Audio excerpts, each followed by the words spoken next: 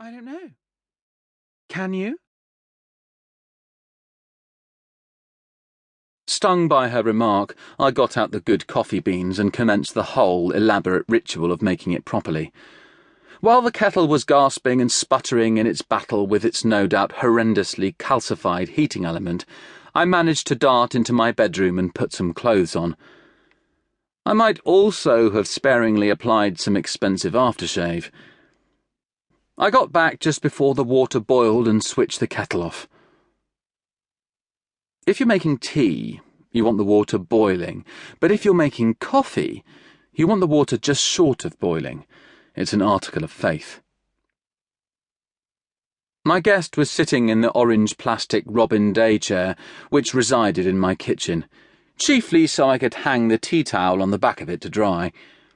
She seemed quite relaxed, at home almost, which was galling because at the moment even I didn't feel at home, and it was my home. When I commenced grinding the beans, she put her iPod on. I didn't entirely blame her. The unearthly scream of the coffee grinder always caused my cats to flee and hide, only to emerge and give me scandalized looks after I'd safely silenced the evil thing and put it away again. When I finished grinding the beans, I had a nasty moment, remembering I didn't have any filters. Then I recalled there were some stored with my German record cleaner. I took down the box from its appointed place, lurking above the kitchen cupboard. She switched off her iPod and looked up. "What in God's name is that?" she said. "A record cleaner." I unpacked the box and took out every component.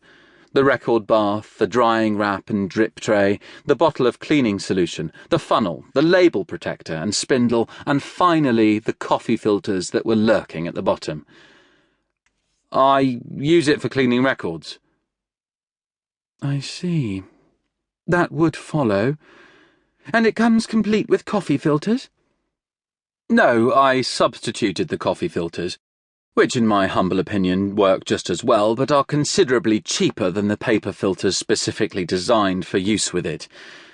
The record cleaner, that is." "How thrifty of you."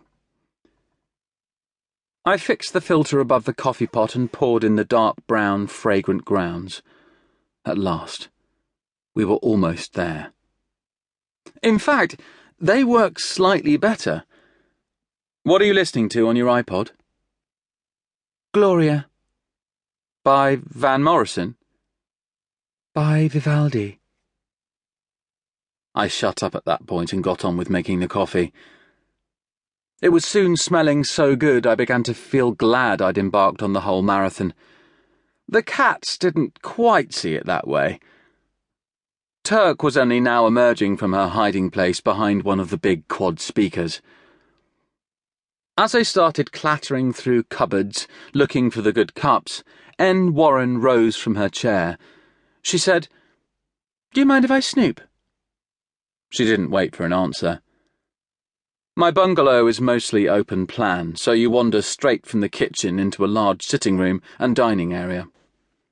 From the sitting room, further doors lead off to the bedroom, bathroom, a spare bedroom, and a small area which had once contained a hot water tank, but now housed shelves filled with, perhaps not entirely unexpectedly, records. I poured her coffee and followed her into the sitting room. She was staring at the records.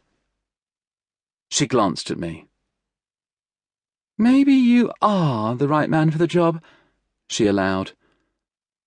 "How many vinyls do you have here?" I put her cup down on the table by the sofa. "We don't say vinyls, plural." "What do we say?" "LPs or albums. Records, if you like." "Well, how many do you have here?" "In this room? I don't know. A few hundred. Those are just the ones I'm currently listening to. There's plenty more scattered around the house." "Currently listening to," she said.